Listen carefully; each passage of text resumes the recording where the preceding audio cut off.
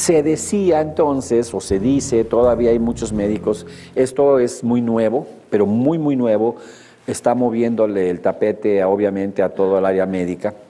Les platico un poco que yo fui el primero en impactarme con esta información, al punto que cuando lo ves dices, no creo.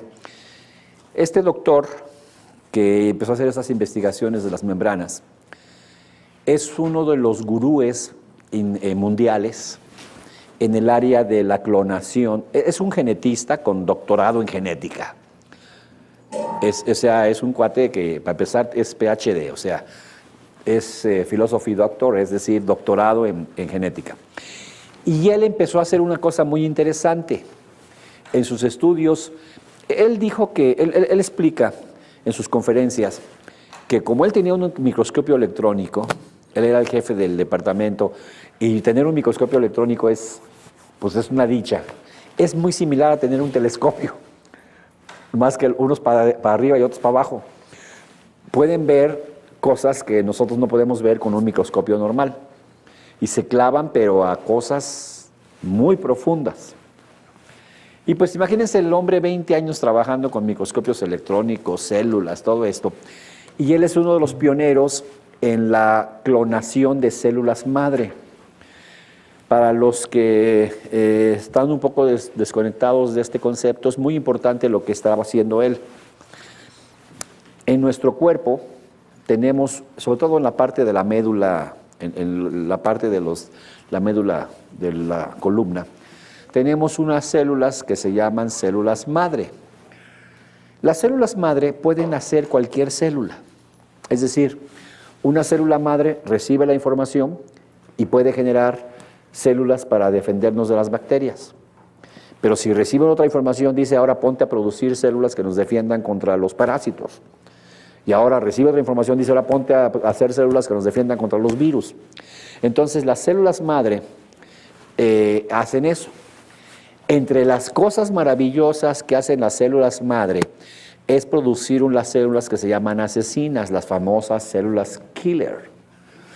Es decir, de repente recibe información las células madre, ponte a producir células killer, o sea, ponte a producir células asesinas, que son las únicas células del cuerpo que tienen permiso para comerme a mí mismo. Las demás células o glóbulos blancos están atacando a las bacterias, a los virus, a los parásitos, pero no a mí mismo. En cambio, las células killer, que significa células asesinas, son unas células que tienen el permiso de comerme a mí mismo cuando se forma una célula degenerada o cancerosa. Cuando en la mitosis, en esas millones y trillones de reproducciones celulares que se hacen, les recuerdo que cuando nos reproducimos no hay cadáveres. Es decir, cuando una célula está vieja del hígado o del páncreas o del estómago, no se muere y ahí queda un cadáver, porque entonces seríamos un hervidero de cadáveres adentro. Eruptabas y aventabas células muertas del hígado y del estómago, o sea, no tendríamos demasiados cadáveres adentro, no sé si me explico. Solo hay un cementerio en el cuerpo. ¿Sí saben que hay un cementerio? Un panteón donde van a morir los glóbulos rojos. No los entierran ni les hacen funeral, pero ahí los dejan. El vaso. El vaso es un órgano que es como el cementerio de los glóbulos rojos cuando ya se van a morir, porque esos no hacen mitosis. Entonces, cuando ya se van a morir, van y se quedan en el vaso y ahí se quedan. Y ahí están, descansa en paz, este glóbulo rojo sirvió a la humanidad, etcétera, en este caso al cuerpo. Tenemos un panteoncito, fíjense qué maravilla, el cuerpo hay que verlo así como, qué interesante que tenemos un panteón. Pero las demás células, y eso porque los glóbulos rojos se mueven y todo este rollo, ¿no? Los blancos, todo. Las células que están ahí en el hígado, pues no andan viajando, se quedan ahí. Cuando ya es su tiempo de morir, ¿se acuerdan la mitosis? Se empiezan a hacer angostas y se convierten en dos.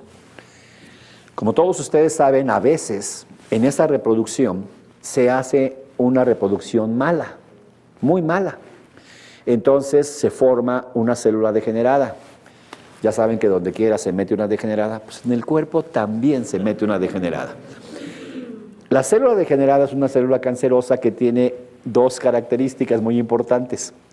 La primera, que no sirve para lo que es el órgano. Es decir, si es una célula hepática del hígado, cuando se hace degenerada no hace funciones que tienen que hacer las células del hígado. Se queda ahí en la baba. Y la segunda característica es que se le olvida que se tiene que morir.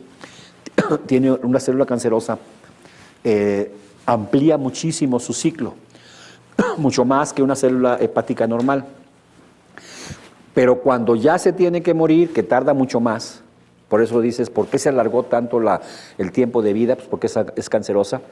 Se reproduce, hace mitosis, pero da origen a otras dos degeneradas, que también tienen la misma característica. No hacen funciones del hígado y van a durar mucho tiempo. Por eso el tumor se forma poco a poco. ¿Y qué es un tumor? Es el masacote de células degeneradas que se va formando poco a poco. Como el tiempo es largo de vida, se va haciendo poco a poco.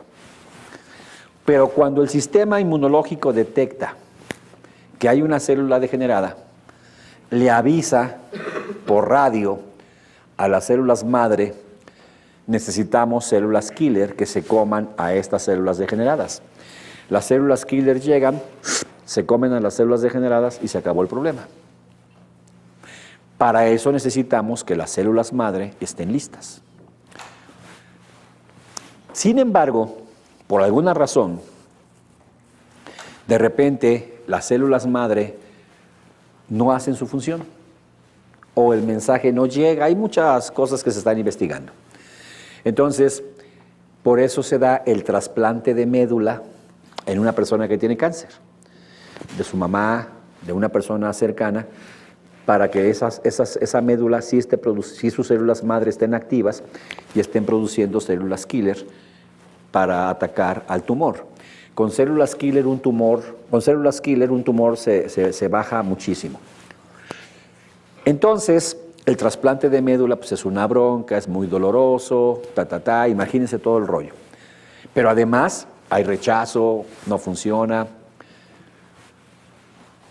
Hace muchos años tomaban un pedacito de tu célula de piel, por ejemplo, o de cualquier parte, y las ponían en unas botellas. Literalmente son unas botellas. No son botellas con el mismo vidrio, son especializadas, pero tú la ves y dices, es una botella de vidrio. Y ahí ponen un líquido especial que es similar al líquido que tenemos adentro de nuestro cuerpo. Y pones la célula. La célula baja y se va al piso de la botella y se adhiere. Hace mitosis y se reproduce en 2, luego esa en 4, y se va formando una capita de células en el fondo de la botella. A eso se le llama cultivo celular. Ahí voy.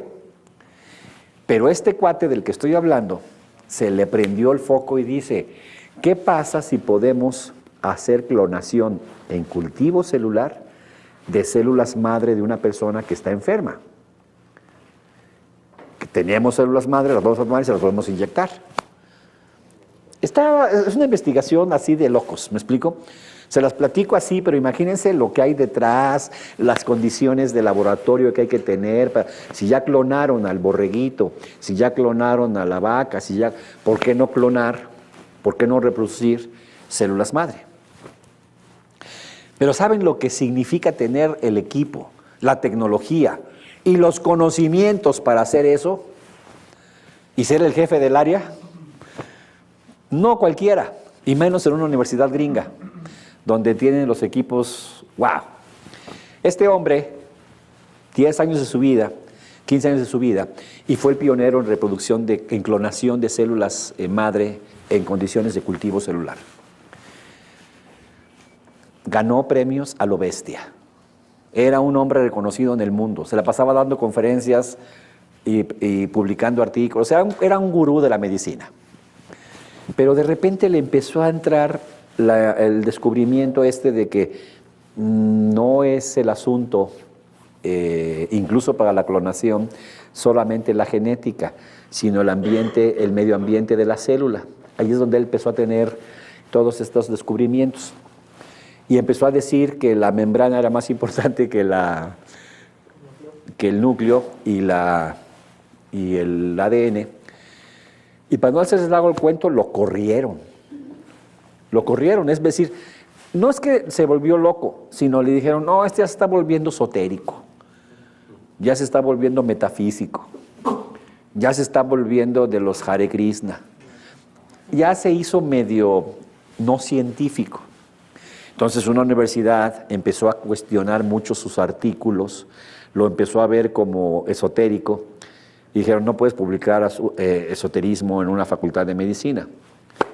Adiós. Cuando lo corren, se queda sin lana, porque no, lo corrieron. Y cuando la pobreza entra por la puerta, el amor sale por la ventana. Y la esposa se divorcia, porque no quiere andar con un pobre. No sé cómo fue, pero dice, pa' colmo, me divorcié. Y dijo, pues se divorció porque se quedó sin lana. O sea, fue muy obvio que perdió el empleo y a los pocos meses se divorcia, como que no hay mucho que investigar. Pero en los divorcios gringos los dejan en la calle, ¿eh? Les quitan todo. ¿Sí saben eso? O sea, el cuate se quedó de repente sin casas, sin ranchos, sin coches. Lo que pasa con la Barbie divorciada, ¿me explico? La Barbie divorciada cuesta mucho más caro que la Barbie normal porque tiene la casa de Ken, el coche de Ken, el rancho de Ken. Entonces, esa es una Barbie muy cara. No sé si me explico. Entonces, búsquenla, es la más cara de todas las que van a encontrar. Entonces, sucedió, bajo esa circunstancia, que le invitaron a dar una universidad africana, ahora sí que de tercer mundo. Dijo, pues este es un cuate muy picudo, lo invitamos a que se venga a dar un curso acá de verano, que se venga a estar 6 meses. Y el cuate pues agarró chamba porque necesitaba lana y pues, se fue al África a dar sus clases. Pero le permitió dar clases en la mañana y toda la tarde seguir usando los laboratorios y todo esto para sus trabajos. Y ahí los perfeccionó y los presenta nuevamente y ahora los acepta la comunidad científica. Y ahorita el cuate otra vuelta va para arriba y lo traen por todos lados dando conferencias y otra vuelta todos, ¡oh! Fíjense la historia de cómo a veces tiene que pasar por el fondo para volver a salir, porque nomás se salió tantito de que la Tierra era plana. ¿Qué le pasó a Cristóbal Colón cuando dijo que la Tierra era redonda? Y todavía nos sigue pasando, siglo XX, XXI. Y si un científico dice algo que no es para afuera, qué interesante, ¿no? ¿Qué es lo que dice él? No estamos negando que el ADN, claro que es lo importante. Lo que estamos diciendo es que el procedimiento de afectar al ADN no es directamente al ADN. Esto es, la persona tiene emociones en su cuerpo, en su mente, perdón, cambia su bioquímica, la célula, la membrana de la célula, que es la inteligente, que es el cerebro, permite o no que esos químicos entren y eso es lo que va a afectar al ADN. Pero quien tiene la responsabilidad y puede bloquear o abrir la puerta para que el ADN se afecte, ¿quién es? La membrana. Y entonces dicen, tan es así que la membrana es inteligente que si le quitas el núcleo, la célula sigue viva normalmente y haciendo sus funciones normales. Un ratito va a andar amensada como una persona después de una cirugía. Va a andar así como, ay, ¿han visto una mujer que le acaban de hacer la cesárea? Así como, espérame. Pero al cabo de unos días, su vida es normal. La célula al principio, en unas horas, se queda como impactada porque le quitaron el núcleo y disminuye su actividad. Pero después de unas horas, un día, empieza a hacer las funciones normales, cicatriza la herida y sigue siendo célula. Entonces, ojo, no es el núcleo el cerebro de la célula. El que decide si la célula vive o muere no es el núcleo. ¡Wow! Entonces, ¿quién es? Es la membrana. Probaron, quítale la membrana a la célula y déjale el núcleo, en unos minutos está muerta. como una persona que le quitaran el cerebro. ¿Por qué? Si la célula supuestamente, históricamente, se decía que el núcleo era importante, ¿por qué ahora ha cambiado esta propuesta? Eso es lo que es interesantísimo. ¿Soy claro? Decíamos entonces, cuando te permites vivir la conciencia de éxito, generas más éxito. ¿Cómo es vivir la emoción del éxito? El lenguaje que va a usar nuestro cerebro para pensamientos, para emociones y demás, pues es vivir intensamente las cosas. Yo me permito vivir la experiencia de éxito, genero inmediatamente una bioquímica. Esta bioquímica se hace por la interacción del sistema límbico, que convierte las emociones en químicos. ¿De acuerdo? Manda el torrente de químicos de éxito a la membrana de al medio ambiente de mis células. La membrana de mis células capta esa información, hace la aceptación de un código llamado código del éxito, que se va a instalar en el ADN. Y ahora sí, cuando la célula tenga que morir y se reproduzca, transfiere esa información genética del éxito a la siguiente célula. Pero igual de fracaso, si estás pensando al revés. ¿Sí quedó claro? ¿Verdad que lo pudimos haber dado el curso en 2 minutos como ahorita? ¿Ok? Por eso decimos entonces que éxito genera ¿qué? Y obviamente, aunque no lo quiero ni siquiera mencionar, fracaso genera ¿qué? Si estás pensando en eso, tu sistema límbico toma los químicos de fracaso, los transfiere a tu medio ambiente de las células, la membrana entra, al cerebro de la célula llamado membrana entra, y entonces pasa al ADN de tus células que eres un fracasado. Y cuando la siguiente célula se reproduce, ¿qué transfiere? Fracaso. Entonces, lo que les dije es, los genes para nada son el destino por sí mismos. Porque lo que nos están tratando de decir los doctores hasta ahorita en la ciencia antigua es que es genético. Fíjate, se deprimió la señora. Sí, es que es genético porque su mamá era depresiva. Eso es lo que es basura.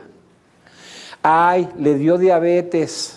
Es que el papá era diabético, es genético. Le dio cáncer. ¿Qué es lo primero que te pregunta el doctor? ¿En su familia hay antecedentes de cáncer? Es genético. Entonces eso es lo que estoy tratando de decirles. Rechacen la programación automática de que las cosas son genéticas en tu vida. Lo que afecta el ambiente de las células y consecuentemente a tus genes, ¿soy claro en eso? Una vez que el ambiente en la membrana entró, consecuentemente va a afectar tus genes, que es el ambiente. Y ese ambiente son tus emociones, tu estrés y tu alimentación. Bueno, ¿qué desayunaste esta mañana? Ponte a pensar. Híjole, le voy a meter garnachas y moronga. O sea, triglicéridos y colesterol. Tú decídelo. Pero de igual manera, ¿qué fue lo primero que pensaste esta mañana al levantarte? Es lo mismo. ¿Qué quiero desayunar de pensamientos esta mañana al despertar? En la noche al acostarte, ¿qué es lo que haces? No voy a cenar mucho porque luego no duermo. Sobre todo si ceno frijoles y no duerme el de al lado tampoco, ¿estamos de acuerdo? Entonces, no, nada más un té y una galletita. Estás cuidando que no tengas una mala noche. ¿Cuál es el último pensamiento que tienes antes de dormir? Estás alimentando a tu cerebro así.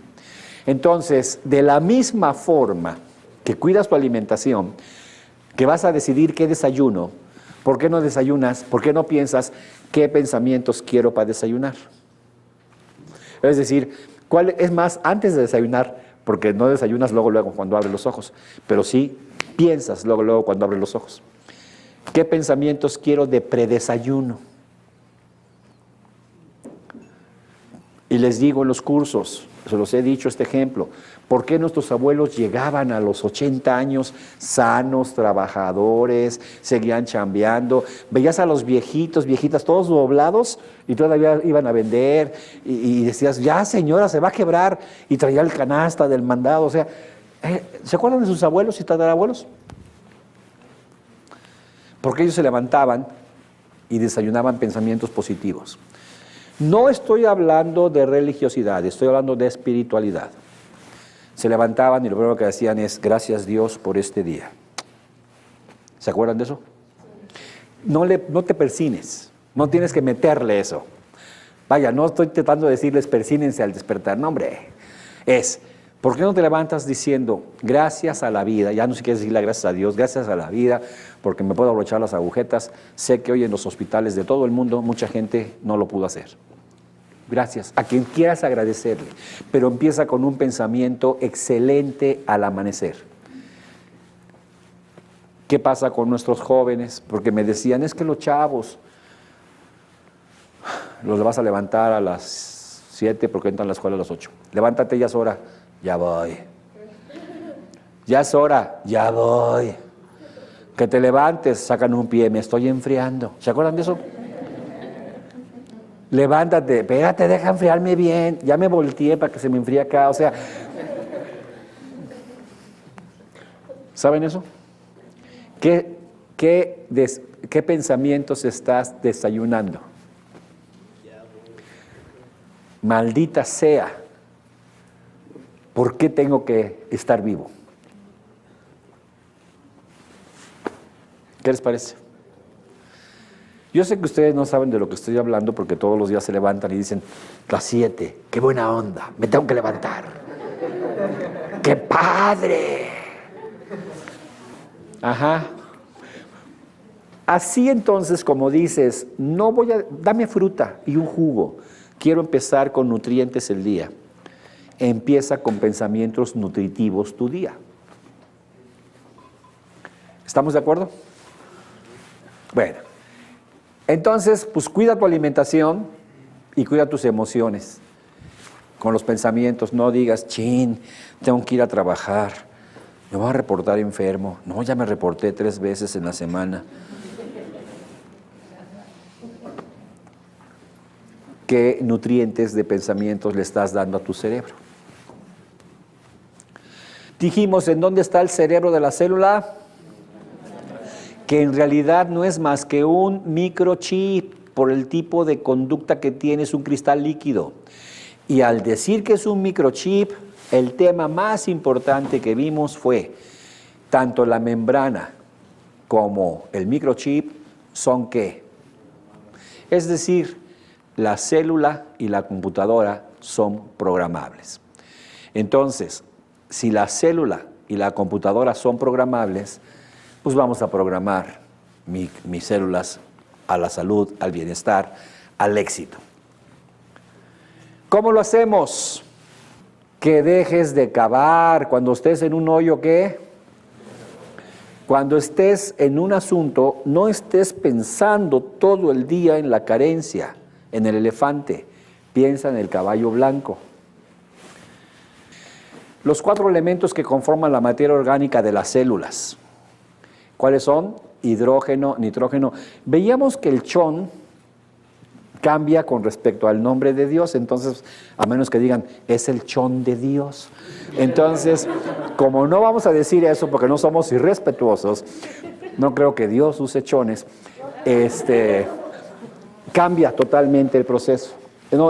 Parece de broma, pero es importante. Cambia el nombre, cambias el orden de las letras y cambia el concepto. ¿Por qué?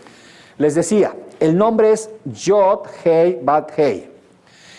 Se lee de allá para acá, debería estar de allá para acá, pero bueno, lo pongo así. El nombre de Dios es Yod, Hei, Bat, Hei. Bueno, tomando este criterio de las letras, tenemos una Y, tenemos una H y una B. Otra H, pero se repite esta. Entonces, para efectos del estudio que se hizo, se toman las 3 letras que están, porque esta, aunque es una cuarta letra, momentáneamente se deja a un lado porque es la misma. Y resulta que, como ven aquí, las letras esto fue hace más de 2500 años. Por cierto, se me pasó a decirles, es el alfabeto hebreo. El alfabeto que usaba Moisés, Abraham y Jesús. Es en lo que se hablaba en aquel entonces. ¿Ok? Entonces, ellos tienen letras así, se los comento nomás para que se ubiquen. Esta es una letra, este es 2, digamos que sería, no es así, pero sería A, B, C, D, E. Pero va del 1 al 9. Al llegar al 10, la siguiente letra no es 11, empieza de 10 en 10, 20, 30, 40, 50, 60. Al llegar a 100, no sigue 101, 100, 200, 300 y llega nomás hasta 400. Así se maneja el alfabeto hebreo desde antes de que se escribiera la Biblia, para acabar pronto. Ok. Por cierto, estas letras son las letras madre. Las puse aquí como ejemplo, que es Aleph, Men, Shin.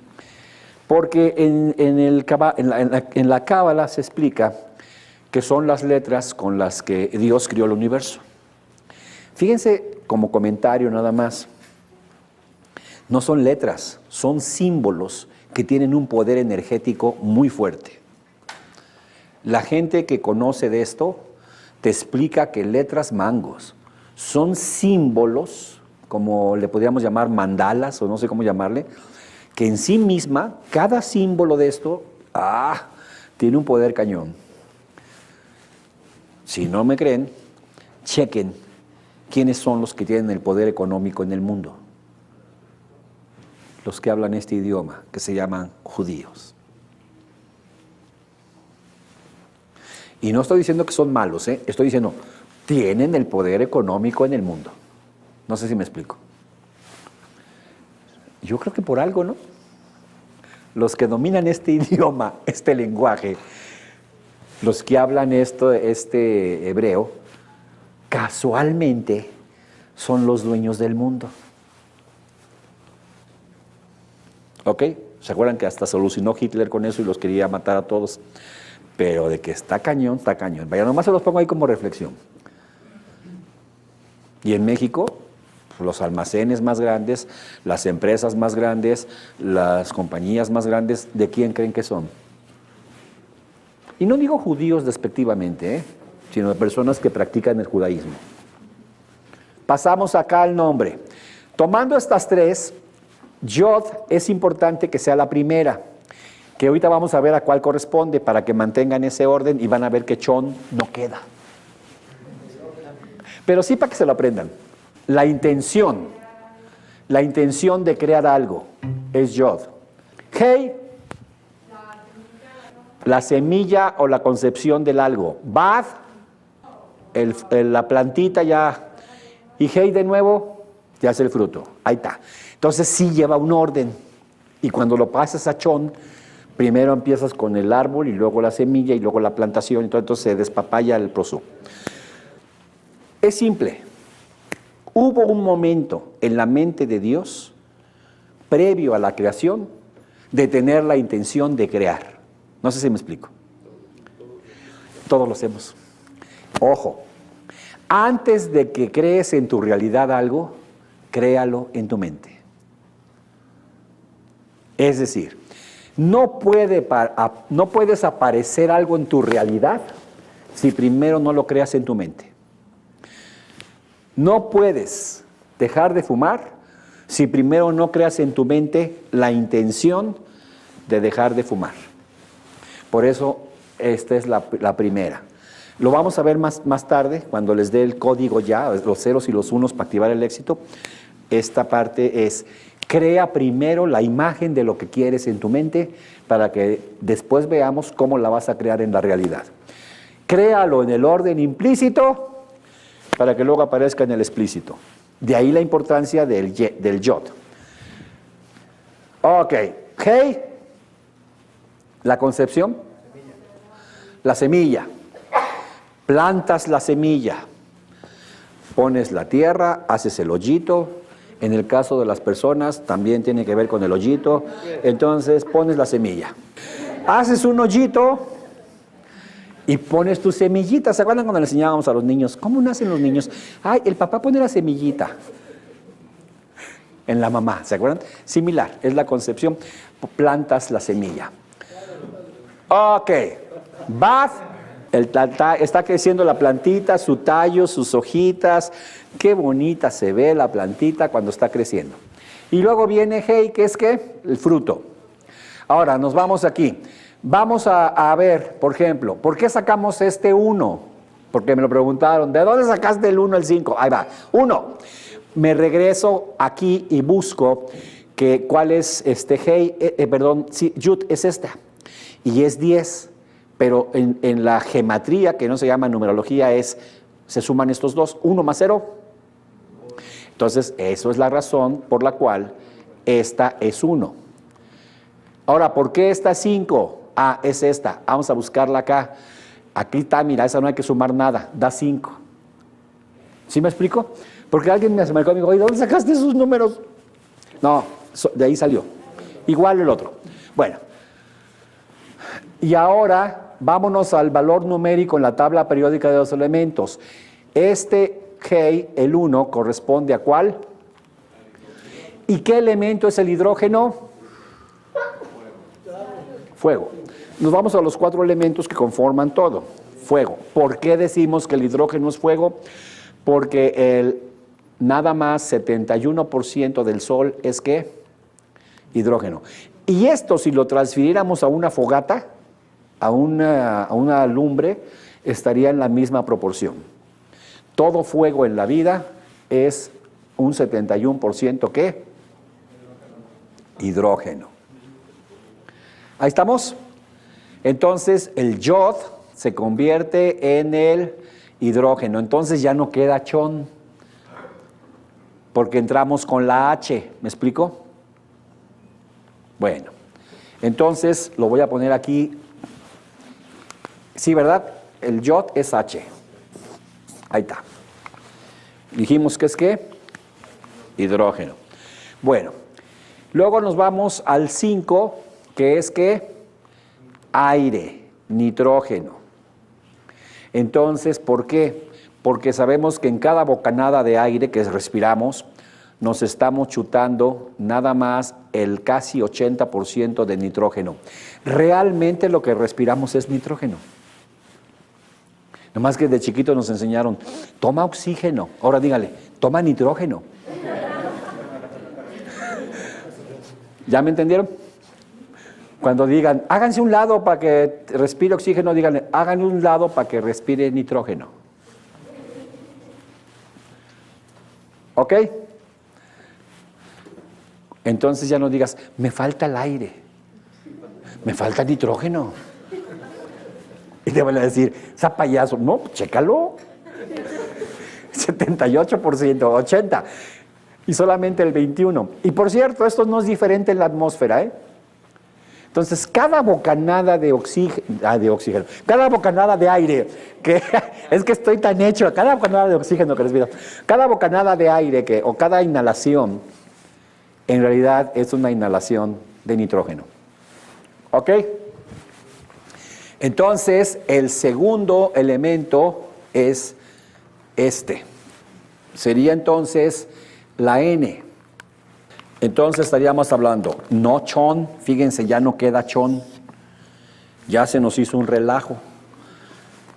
Pero bueno, chon es para que se lo aprendan, pero el orden, ¿para qué estoy dando esto? Para que cuando hagan la línea de la vida y estén dándole, aparte del azul, la nivelación de los colores y las letras, lo hagan en ese orden. Si no quieren manejar las letras de Dios, dile, vamos a empezar por hidrógeno y luego nitrógeno, para afinar esa parte de ayer. Luego viene el número 6, que es Bath, que es el oxígeno, y que para estos efectos nos está representando, ¿qué? El agua.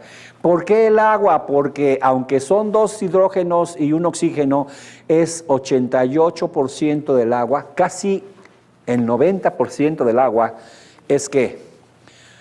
Oxígeno. Por eso los condenados pescados respiran bajo el agua. Yo decía, ¿por qué respiran y no se ahogan? Y te dicen, respiran el oxígeno del agua. Y tú dices, ¿cuál oxígeno?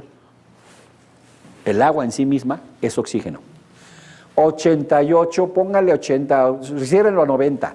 90% del agua que cubre 2/3 de la Tierra es ¿qué? Y lo que creíamos que estaba allá arriba en la atmósfera es ¿qué? Nitrógeno. Úchatelas. O sea, ¿cómo cambian los esquemas, no? Entonces, ¿qué sigue aquí? O. ¿Sí estamos de acuerdo? Hidrógeno, nitrógeno, oxígeno. ¿Qué nos falta? Carbono. Entonces, ese elemento, ¿cómo sale? Si dijimos que eran 3, sumas el yod, el He y el Bad, 5 más 1, 6, más 6, 12. 2 y 1, 3. En la tabla periódica de elementos, ¿cuál es el que tiene masa de 3? Es el carbono, porque tiene 12 puntos. Eso no se cuenta, es 1 más 2, 3. Entonces, aquí sería así. Entonces, cuando den el orden, denlo así. Nivela el hidrógeno, el nitrógeno, el oxígeno y el carbono. ¿Ok? ¿Ya lo anotaron? Entonces puedes tener tu apunte. Ahora, dale azul. Y ahora, nivela por favor el hidrógeno, el nitrógeno, el oxígeno, el carbono, si lo quieren poner con precisión. Y estos 4 elementos, dijimos ayer, conforman ¿cuánto? Nada más. ¿Por qué los seres humanos no tendríamos el mismo nombre de Dios? Porque fíjate que seríamos hidrógeno, nitrógeno, oxígeno y carbono, Chihuahua, sí. Hay una diferencia que es bellísimo verlo. Dios es Yod, Hei, Bai, Hei. Nosotros somos Yod, Hei, Bat, Gimel, que es la letra G, que es la que tiene el 3 en el alfabeto. Entonces eso significa que somos hechos a imagen y semejanza de Dios, pero no exactamente como Dios. Somos 25%. Dios sería hidrógeno, nitrógeno, oxígeno, nitrógeno. Él no necesita de la tierra. El carbono es lo que es la tierra propiamente. Como no nació aquí, y nosotros sí, nosotros somos idénticos a Dios en un 75%. Este es el nombre del hombre, Yahvé. ¿Lo pueden entender? ¡Qué padre! Significa que el nombre de... y por cierto, si tomas estos dos y los pones así en pares, si hablas con una... En el hebreo no hay vocales, pero no se dice Y, se dice Yah. Yah. Y aquí la otra. En total, al poner esto, estas dos significan el eterno o Dios eterno. De hecho, hay gente que llama a Dios el eterno. Puedes decir, le voy a pedir al Eterno que me ayude. Ya sabemos que nos estamos refiriendo aquí a Dios. Y este significa dentro del cuerpo. Entonces el mensaje específico sería, yo estoy como Dios dentro de tu cuerpo. Dios eterno dentro de tu cuerpo es la traducción del hebreo al español, para que me entiendan, de las letras, si las pones en 2 pares. Así es. Significaría Dios eterno dentro del cuerpo. Pues nada más significa que dentro de tu cuerpo, de cada célula de tu cuerpo está el nombre de Dios. Lo que viene a ser una alucine es que dicen, ¿por qué falló la mitosis? ¿Por qué se hizo la célula degenerada? Y ahora se sabe que lo que falló fue el hidrógeno y el nitrógeno, estos dos. Hay un estudio sobre el pez azul. Fue increíble cómo estaba en mi vida haciendo este proyecto de investigación, y me meto a ver las noticias en el Universal, estoy checando a ver si hay alguna cosa importante, y me encuentro con una noticia. Investigadores encuentran el origen del cáncer en un pez amarillo, en el pez amarillo. Y me meto a ver la noticia y veo dónde viene, me meto a la revista Nature, abro el artículo, son chorrocientas páginas en inglés, y me puse a leer, ¿Dónde está? ¿Dónde está? ¿Dónde está? Afectaciones del hidrógeno y del nitrógeno. No, así como para caer desmayado. ¡Wow! Ellos no están haciendo esto, ellos están haciendo su investigación del pez amarillo. ¿Ok? Bueno, entonces, estos son los elementos que están. También les dije que hay niveles lógicos, que en la PNL el nivel lógico número 1 es espiritual, luego la forma como tú veas o el concepto que tú tengas de Dios determina tu identidad. Lo clásico es que sepamos, por educación cultural religiosa, es que estamos hechos a imagen y semejanza. Entonces mi identidad es como que yo medio soy Dios, o soy diosecito, no sé cómo lo quieran poner. ¿Sí? Pero traigo algo divino, pues soy un ser especial, único, irrepetible, le pueden poner ahí todo el rollo espiritual que quieran. Y esa identidad me hace tener ciertas creencias. Esas creencias me hacen tener capacidades y esas capacidades conductas, y mis conductas me hacen cómo me comporto en el medio ambiente. Entonces se dice así, un nivel lógico, por ejemplo, creencias, afecta a capacidades, a conductas y al medio ambiente. Un nivel lógico superior afecta a un nivel lógico inferior, pero un nivel lógico inferior no afecta a un superior. Si yo cambio mis creencias, no voy a cambiar ni mi identidad ni mi espiritualidad. Un nivel lógico afecta hacia abajo, no hacia arriba. Entonces, muchas veces llega la gente y está trabajando a nivel de capacidades o de conductas. Va a mejorar sus capacidades, sus conductas y su medio ambiente, pero no ni sus creencias, ni su identidad, ni aquí. Pero cuando hacemos la técnica de la línea de la vida, y aparte de darle el azul, el rojo, el verde, los recursos, le acomodamos las letras, estamos trabajando ¿en dónde? Y nos llevamos todos los niveles lógicos en cascada. Cuando aprendas a entender que nosotros somos como Dios, pero el otro también, vaya, lo voy a poner así.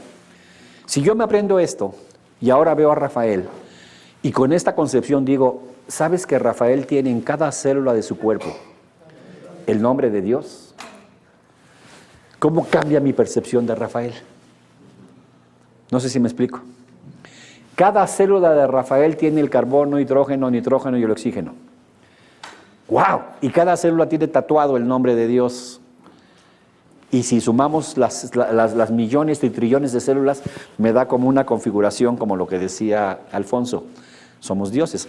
Entonces, automáticamente, si me cae ese 20, mi actitud hacia las demás personas puede cambiar impresionantemente. El respeto, bajarle a la agresividad, en fin. De hecho, el autor del libro, del código, dice, yo escribí este libro para que la gente tome conciencia y hagamos un trato diferente hacia los demás cuando los veamos a los demás con cada célula de su cuerpo, cada órgano de su cuerpo, como Dios. Entonces yo, como dice Alfonso, somos dioses, yo soy como Dios, pero también Andrés. ¿Y cómo tratas a Dios? Digo, aquí en el mundo a patadas, porque estás tratando al otro a patadas. Sí, no, y empiezas a hacer, no, y a veces te tratas mejor a ti que al otro. Sí, entonces, eso es lo interesante.